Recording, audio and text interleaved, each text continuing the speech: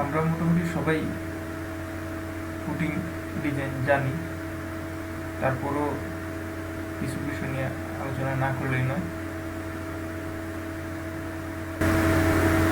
প্রথম ডায়াগ্রামটা হলো average diagram, average load transfer diagram. আমরা সবাই জানি যে বিল্ডিংয়ের কলাম লোডের মাধ্যমে একটি ফুটিং সাইজ প্রয়োজন পড়ে এবং সেই ফুটিং মাটির মধ্যে প্রেশার ডিস্ট্রিবিউট করে দেয়।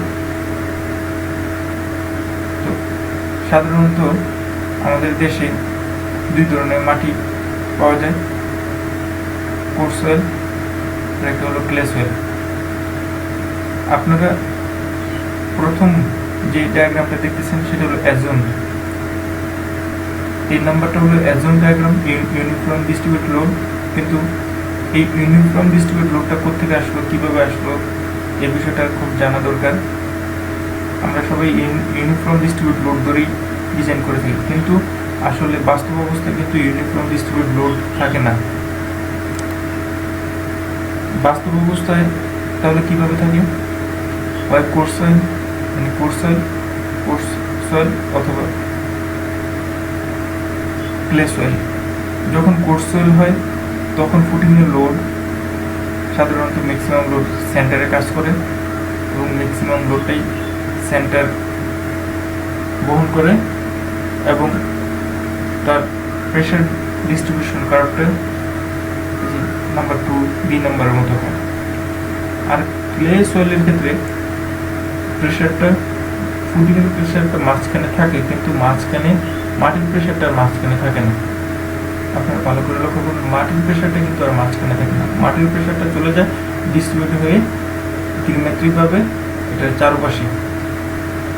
যেখানে কোর্স সয়েলের ক্ষেত্রে মাঝখানে প্রেশার ম্যাক্সিমাম এবং সাইডে প্রেশার হলো মিনিমাম।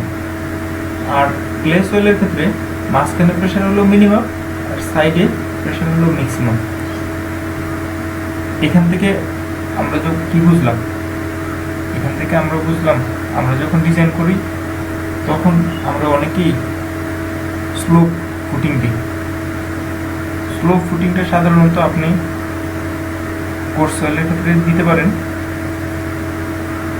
কিন্তু ক্লের ক্ষেত্রে স্লোপ ফুটিং আর দেওয়া যাবে না, মানে ফুটিং স্লোপ করে আর দেওয়া যাবে না। আমি যেটা বলতেছি সেটা হলো যে আমরা সাধারণত যে এরকম যে সাইডে গিয়ে স্লোপ করে কিছু অংশ কেটে দিই, এটা তাহলে কোর্স সয়েলের ক্ষেত্রে দেওয়া যাবে, কারণ এখানে আপনার প্রেশার হলো কম, এখানে মাঝখানে হলো প্রেশার বেশি। আর আপনারা ডিজাইন আগেই জানেন, ডিজাইন থেকে যদিও এই ডেপথগুলো আসে, কিন্তু অ্যাভারেজটা ধরে যখন আসে তখন এই জিনিসটা কিন্তু আমাদের ভুল হয়। তাহলে আমাদের সঠিকটা জানা থাকলে আমরা কখনোই এই ভুলগুলো করবো না। আর আমরা ক্লে সয়েলের ক্ষেত্রে আপনার সাধারণত ফুটিংটা স্লোপ না করে ফুটিংটা সরাসরি সমতলভাবে প্রোভাইড করলেই ভালো হয়। আচ্ছা, এই বিষয়টা আমরা জানলাম। এবার হলো ইসেন্ট্রিক্যাল ফুটিং। হ্যাঁ, আমরা যেন তেনভাবে যে কোনো জায়গায় ইসেন্ট্রিক্যাল ফুটিং দিই, কিন্তু ইসেন্ট্রিক্যাল ফুটিংটা একটা খুবই ডিয়ারিং, একটা খুবই ক্রিটিক্যাল বিষয়। এই বিষয়টা খুব জেনে শুনে বুঝে তারপরে দেওয়া উচিত।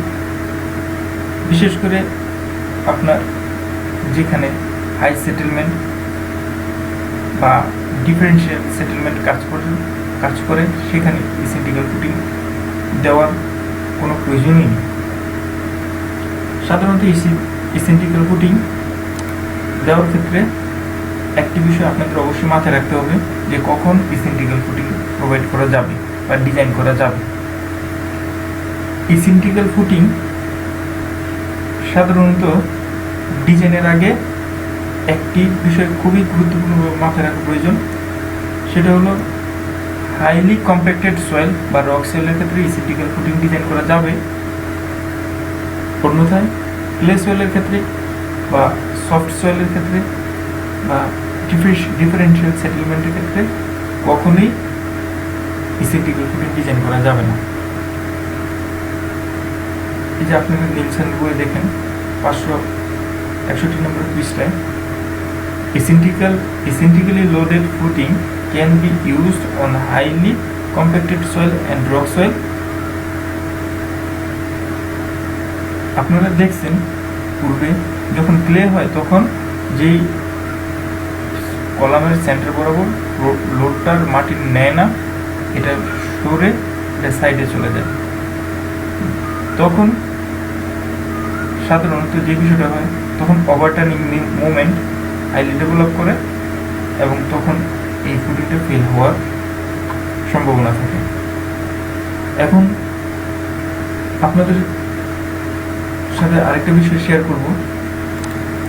ধরুন একটি ফুটিং ডিজাইন করা হয়ে গেছে, সেই ফুটিং থেকে আমরা ফুটিংয়ের সাইজ, ফুটিংয়ের ডেপথ, রেইনফোর্সমেন্ট সব কিছুই পেয়ে গেছি, কিন্তু আমরা দুটি বিষয় এখানে ডিজাইন, অনেকেই আমাদের নানা রকম হেজিটেশন থাকে, সেই হেজিটেশনটা দূর করার জন্য এই দুটি বিষয় নিয়ে আলোচনা করতে চাই।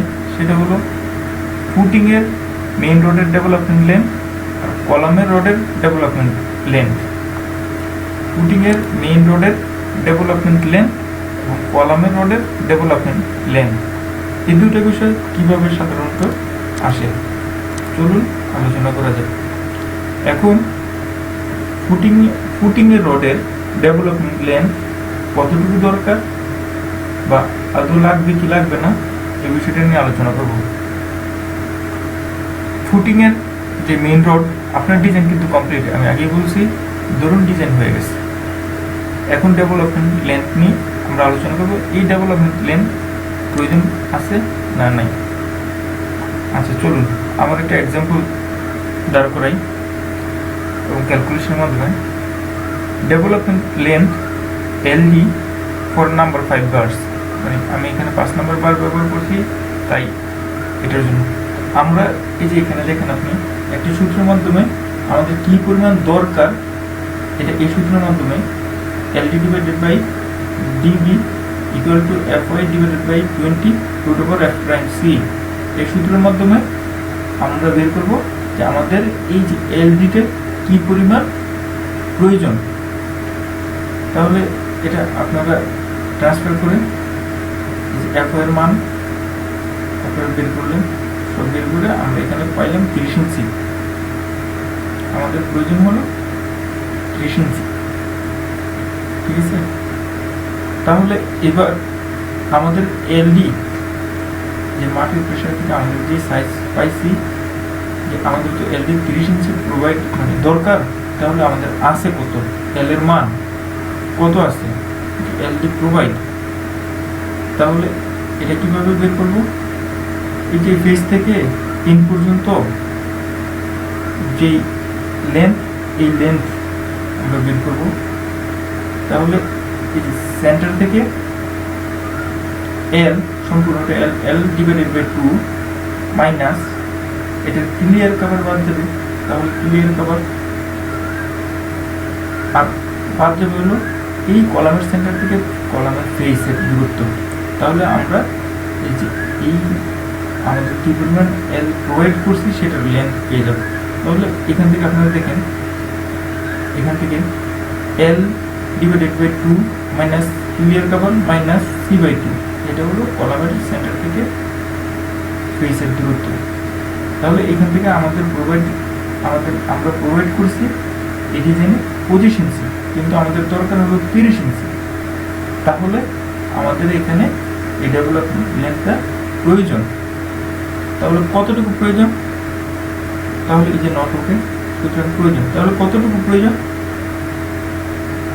all bar should be provided 90 degree hook plus 12 dB।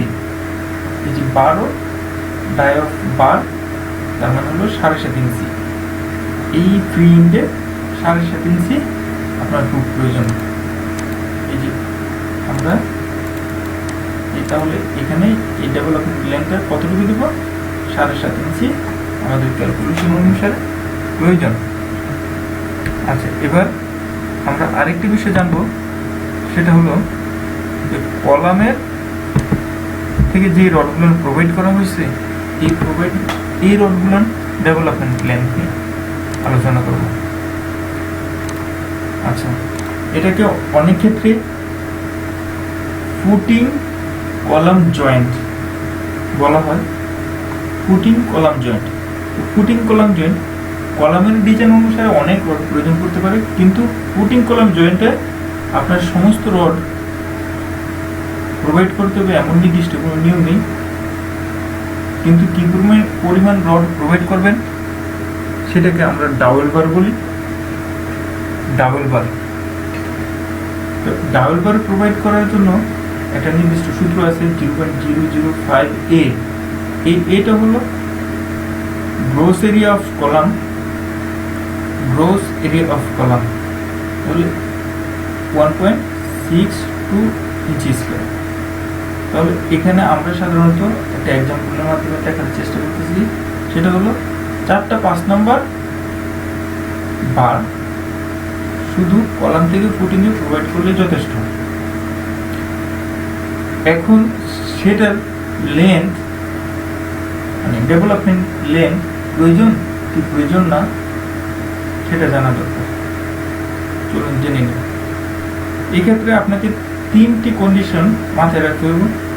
3টি কন্ডিশন মাথায় রেখে যেটা আপনার সবচেয়ে ম্যাক্সিমাম হবে সেই ম্যাক্সিমাম লেন্থের মাধ্যমে আপনি বুঝতে পারবেন যে আপনার কলাম থেকে যেই ডাবল বার প্রোভাইড করছি সেই ডাবল বারে আপনার ডেভেলপমেন্ট লেন্থ প্রয়োজন আছে না নাই। তার মানে এই গ্রুপটা ইতিমধ্যে অনেকেই কিছু ডিজাইন নিয়ে কনফিউশন তৈরি হয়েছে, যে কারণে আজকে এই ভিডিওটা আমি তৈরি করছি। আচ্ছা চলুন দেখে নিই। প্রথম কন্ডিশন হলো এলডি, এই LD 0.02 DB FY divided by root over F prime C. এর এই যে এই ক্যালকুলেশনের মাধ্যমে আমরা একটা কন্ডিশন পেলাম 12 ইঞ্চি, আরেকটা কন্ডিশন 0.003 ডিবি এফওয়াই, এই কন্ডিশনের মাধ্যমে আমরা পেলাম 11.25 ইঞ্চি। আরেকটা হলো মিনিমাম যে এলডি এর কম হওয়া যাবে না, সেটা হলো 8 ইঞ্চি। তাহলে এই তিনটা থেকে যেটা ম্যাক্সিমাম সেটা হলো 12 ইঞ্চি। তাহলে আমরা এলডির মান পেলাম 12 ইঞ্চি। এবার আমাদের ডিজাইন থেকে দেখতে হবে যে এই এখানে ফুটিংয়ের যে থিকনেস আমরা কত দিয়েছিলাম। চলুন দেখি। তাহলে আমাদের ফুটিংয়ের থিকনেস দিয়েছিলাম আসছিল হলো 24 ইঞ্চি। সেই 24 ইঞ্চি অনুসারে আমরা এটা ক্যালকুলেশন করে দেখি যে আমাদের এই ডেভেলপমেন্ট লেন্থটা প্রয়োজন না। তাহলে এই হলো ফুটিংয়ের থিকনেস মাইনাস ক্লিয়ার কভার, এই যে নিচের এই ক্লিয়ার কভার মাইনাস 2 মেইন বারের ডায়া, এই যেখানে যে আমরা এই দিকে একটা ডিরেকশন এক্স ডিরেকশন এবং ওয়াই ডিরেকশনে ফুটিংয়ের রড প্রোভাইড করছি তার ডায়া। তাহলে আমরা এইখানে দেখলাম যে আমাদের এখানে আছে হলো 19.5 ইঞ্চি, কিন্তু আমাদের ডেভেলপমেন্ট লেন্থ দরকার হলো 12 ইঞ্চি। সো এখানে হলো okay, no hook required at the fill of the column bar. তার মানে এই কলাম থেকে যে বার আসছে এর নিচে কোনো ডেভেলপমেন্ট লেন্থ প্রয়োজন নাই। বুঝতে পারছেন? এর নিচে কোনো ডেভেলপমেন্ট লেন্থের প্রয়োজন নাই। তাহলে চলুন আরেকটি এক্সাম্পল দেখি যেখানে ডেভেলপমেন্ট লেন্থ প্রয়োজন আছে। আচ্ছা তাহলে এখানে দেখেন যে minimum area double required 0.005A, তার মানে গ্রোস এরিয়া, তার মানে হলো যে আপনার 0.845 ইঞ্চি স্কোয়ার। এখানে 4টা 5 নাম্বার বার কলামের মধ্যে প্রবেশ করবে, ঠিক আছে। তারপরে যে 3টা compression double required for compression, যে 3টা কন্ডিশন আছে, 3টা কন্ডিশনের প্রথম কন্ডিশনে হলো 12 ইঞ্চি দরকার, দ্বিতীয় কন্ডিশনে হলো 11.25 দরকার, তৃতীয় কন্ডিশনে হলো 8 ইঞ্চি দরকার। তাহলে আমরা আগে বলছি যে এখানে যেটা ম্যাক্সিমাম সেটা প্রোভাইড করতে হবে। তাহলে এখানে আমাদের প্রোভাইড করা আছে কত? এখানে ডিজাইনে প্রোভাইড করা ছিল 14 ইঞ্চি।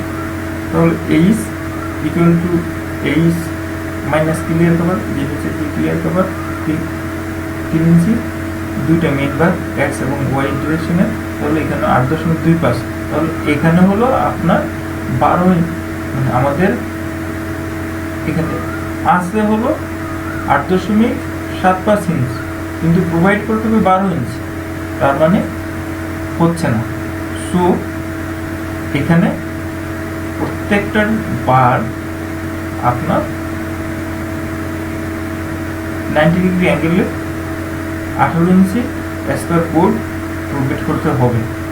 যেহেতু আমাদের কন্ডিশন অনুসারে এটা ফেল হয়ে গেছে, সো এখানে আমাদের বার প্রত্যেকটা বার 18 ইঞ্চি করে ব্যান্ড করে 90 ডিগ্রি অ্যাঙ্গেলে রোটেট করতে হবে কলামের। এই হলো ডাবল বার। অনেক কিছুদিন আগে দেখলাম একটা